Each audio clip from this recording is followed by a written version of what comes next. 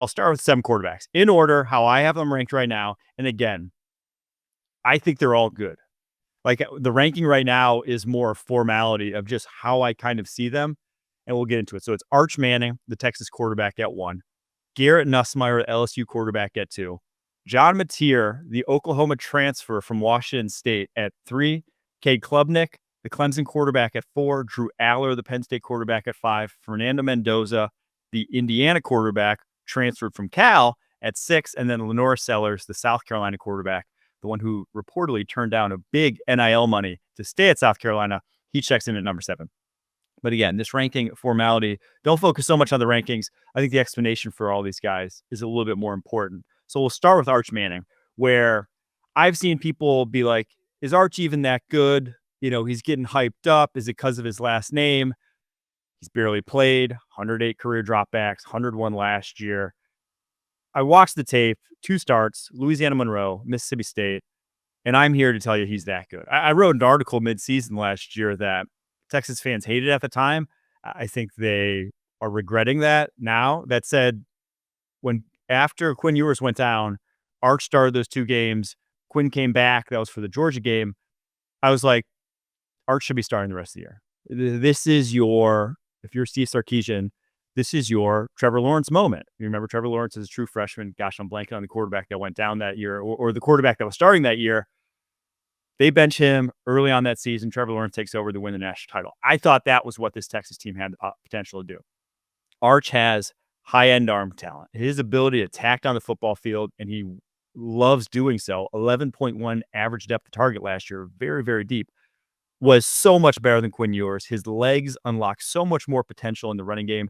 I liken it to, he's a lot like the last generation of Mannings, Eli Payton, but then updated for today's game. He's like the Manning 2.0, like the software update to the old Manning, because he can run. Like the athleticism that he has is night and day, which shouldn't be surprising since his father, Cooper, was the wide receiver of the family. The only one who didn't play quarterback. He was a wide receiver. Arch got his athleticism and obviously the Manning ability at quarterback. It really is all there. Now, it's hard to say what it'll look like for a full season. He'll probably have some ups and downs, and I do bet he comes back to school just because, Peyton went 4 years, Eli went 5 years. But all that being said, what I saw was special. What I saw on the tape last year was special, and I think for him being only 19 years old when he did it, only just turned 20 over the course of this offseason, the guy is going to be the next in line whenever he declares. So next up on this list, LSU's Garrett Nussmeier. Another bloodlines, not quite the same name, panache, but his father, Doug, former NFL quarterback, current OC for the New Orleans Saints, which underratedly probably has had one of the best years of anyone on planet Earth. Guy wins a Super Bowl ring as a quarterback's coach for the Philadelphia Eagles, gets an upgrade to OC for the New Orleans Saints, and then gets to be right down the road from Baton Rouge to see his son become potentially a Heisman winner, potentially a top draft pick, and gets to go to all his games, like all his home games. They're right down the road. So very sick for him. Very cool year. But Garrett Nussmeier, kind of on the opposite end of the tool spectrum from Arch Manning. My comp for him physically was Kirk Cousins, which is telling you about where we're talking about as an athlete. He's not a runner. He's not, in terms of arm talent, I don't need pre-Achilles Kirk Cousins. We'll give him that credit, but still not great, right? We're still not talking about a guy who's getting drafted purely based off physical ability. But when I watched him play the game of football, and it was only 1 year as a starter, obviously the guy he sat behind the 2 years prior, pretty darn good in Jay Daniels, so no shame there. 1 year as a starter, over 4,000 yards, and this LSU offense, like every week, it was on him. And he did not have the receivers that Jaden Daniels did. He did not have, the running game that Jaden Daniels did. Obviously, Jaden Daniels, big factor of that, but it was week in and week out. They showed up. Garrett Nussmeier had to throw 40 passes, and he had to go for 300 yards, or LSU was probably losing games. So that pressure on him, to see him be able to consistently overcome that, his ability to throw into tight windows. I wrote an article about it, and the main takeaway that I had watching his tape was just the refinement, the advancement. He can survive as a pocket passer. He has the art of quarterbacking down in a way that no one else in this class has it, whether it's pocket movement, whether it's throwing guys open, whether it's throwing with anticipation, all those things he does so well. Now he needs to clean up some mistakes, force some throws. He had some big boneheaded plays on tape last year. Those need to change, but he's a really high floor sort of quarterback. And in a class where we're talking about a lot of freak show athletes with very inconsistent tape, I put him at 2 because I know what I'm getting. I know I'm getting a competent NFL quarterback whenever it does declare, which will be this year. This is last year of eligibility. So next up on this list, John Mateer.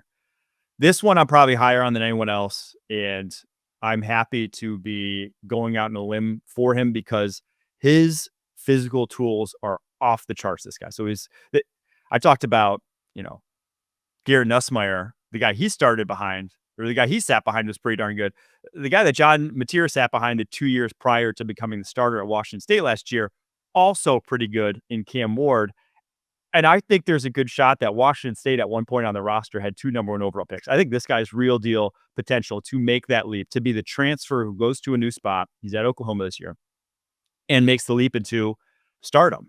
He has one of the best pairings I think I've ever seen of quick release and arm strength. His arm talent is, for my money, the best in this draft class. The guy can spin it any level of the field, and it looks like Uncle Rico throwing out there. There's no cock to the throwing motion. It just comes from the hip, and it comes out like a laser. So real deal arm talent. He ran for over 1,000 yards last year. He's a heck of an athlete. He's like a tuned up version of Sam Howell. And now that might not excite you too much, and that might actually scare you a little bit, but he's a better athlete with similar size. He's 6'1", 224, a little bit better of an athlete, a little bit better of an arm, and just a little bit quicker in terms of the processing and ability to get to his reads. Like his agility and footwork in the pocket is outstanding. There just was a lot of inconsistency on tape last year, but why I'm so high and why he's 3 on this list is his final 3 games. And yeah, the competition wasn't great. It was New Mexico, Oregon State, Wyoming. The guy was lights out in those 3 games. You go flip on the tape of those 3 games. There are high-end throws all over the place. There's getting to second and third read in the way he didn't early on. And I'm very excited now at Oklahoma because I believe they brought over his offensive coordinator from last year. So same offense, second year in that offense, or I guess second year starting in that offense, going to Oklahoma where he'll have a lot better offensive line, a lot better receiving talent outside of Kyle Williams, my boy. But I think John Mateer makes the leap, and he's getting talked about in a much higher light going forward here. All right, rolling through the last 4 here of this quarterback class. So Arch Manning, Garrett Nussmeier, John Mateer, and then Cade Klubnik here comes in at number 4. He reminds me a lot of J.J. McCarthy, and the good and the bad. The good in that he's just this loose athlete, can move in the pocket, twitchy mover, any level of the football field, like has just the complete package of that you want in terms of athleticism and arm talent to position. Like not a lot of holes physically to his game. Now, the other similarity to McCarthy is the size, 6'2", just a shade over 200, needs to get a little bit bigger to handle the rigors of the NFL game. Obviously, McCarthy did. Hopefully, Cade Klubnik will. But also, guy throws a lot of lasers. His touch needs a little improvement. Now, I think he throws better touch than McCarthy did at Michigan, but that's one of the biggest areas for improvement for him. But he's a guy who he kind of took his lumps, kind of followed the Bo Nix path without transferring, where he was a freshman starter, high-end recruit, sophomore starter, took his lumps, was not good as a sophomore. Junior year, you saw big-time development, got a lot better. His game against Texas in the playoff was impressive stuff. I thought he played a heck of a game there against one of the best defenses in football. A lot of big-time throws on that tape. PFF had him charted with 5. So Cade Klubnik, if he takes one more leap to his profile, this is a first-rounder. But I thought he was just the cleanest kind of the guys we're going to talk about from here on down, so that's why I put him at 4. Drew Allar's next at 5. I don't need to tell you anything you probably don't already know about Drew Allar. The size, 6'5", 240, the move, the footwork in the pocket. He's such a twitchy mover for a guy that size. The arm is massive. He just bouts of inconsistency with his accuracy, some questionable decision making, his consistency with his technique too. He throws more wobblers than anyone on this list. That's just something that I hate seeing from any prospect. It means inconsistent mechanics. It means inconsistent sequencing at the quarterback position. If you're throwing non-spirals and you're really not flicking, you're not getting that wrist snap right at the end. So if that improves this year, this guy has another guy, number one overall pick potential, truly. But it was not, I would not have drafted him in the top 50 based off his tape last year. I just wouldn't have. Too big of a project. But he's got better every single year from his freshman year, sophomore year, junior year. The guy's put in the work. So if he continues, can be in that conversation. But right now, he's quite a bit outside of it, in my opinion. Fernando Mendoza, Indiana, up next. Big arm, tall, 6'5", 225.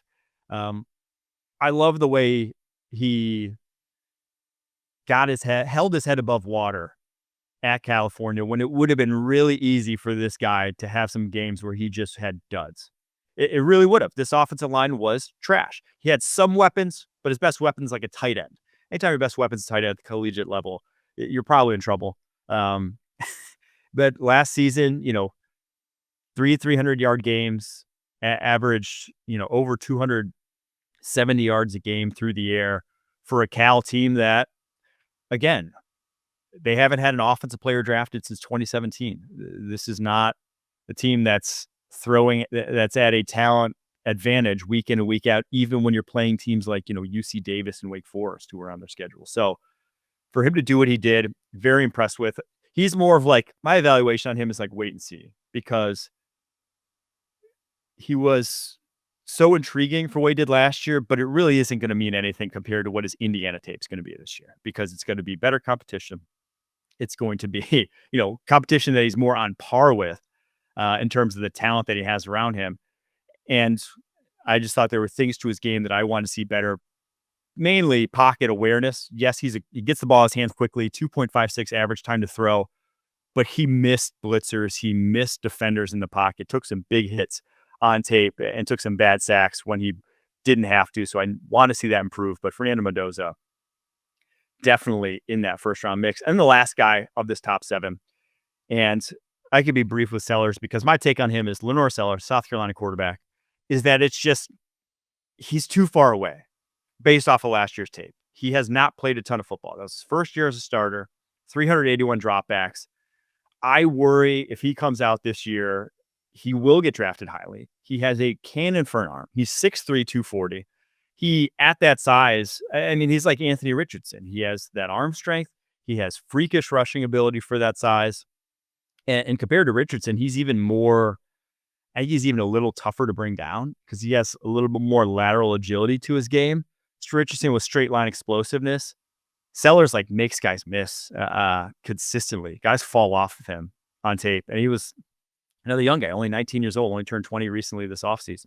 So I don't want him to go down the Trey Lance and Anthony Richardson path. It's intriguing. He'll be, if he comes out, probably drafted in that range because he is so gifted as a physical freak. But we've seen what happens to those guys when they don't get the reps. And so I want this guy just selfishly. And I think from the advice he's gotten, like I said, he had big NIL offers, $8 million NIL offers. Turn him down and stay at South Carolina. He has people in his corner that are looking out for what's best for him long-term. Because of that, I just hope he stays at college and develops at that level until he's ready for the NFL. Because last year I just saw he just wasn't quite ready as a pure pocket passer. It just, in terms of timing, in terms of accuracy, he had more turnover-worthy plays than big-time plays last season. There are things that I want to see improve a lot, and I want to see him master at the collegiate level before he makes that leap. But again, this guy's right up there with anyone else that could go number 1 overall. So that's why this is a crazy class at the quarterback position. It's, like I said, the most I've looked forward to a quarterback group ever at this point in time scouting the upcoming class, just because there is so much to deal with. So many guys who could make a big leap, but just at this point in time, none really have.